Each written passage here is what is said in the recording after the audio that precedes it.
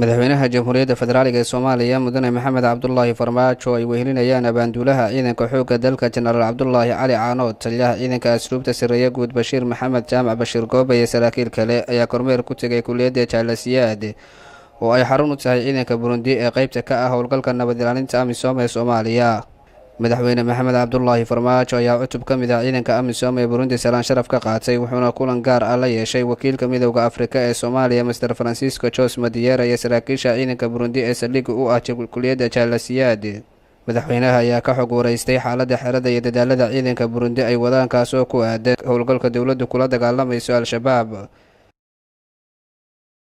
maanta waxaa halkan kormeer u yimid madaxweynaha jamhuuriyadda Soomaaliya oo aad u daneynayay dib in kulliyadii loo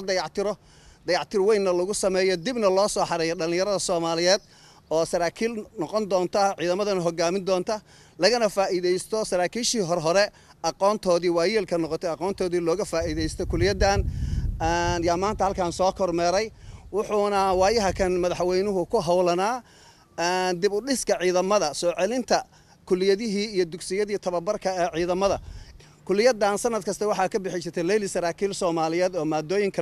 kala duwan ku qaadan jirtay waxayna ka kala imaan jireen ciidamada qalabka sida oo dhammaan ciidanka xoogga dalka ciidanka booliiska ciidanka nabad sugidda iyo ciidanka asluubta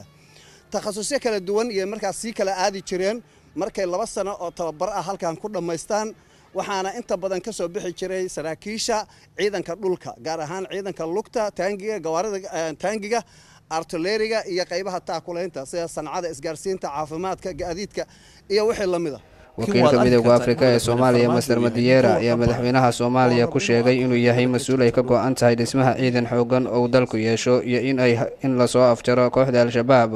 waxaana tusaale u soo qaatay sida uu ugu soo guuray wasaaradda gaashaandhigga oo muddooyinkii dambe uu ku shaqaynayay.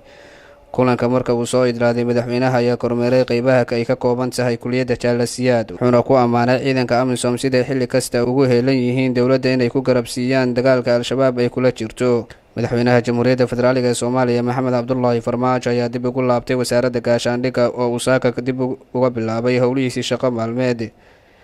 Abdullaahi SBS Muqdisho.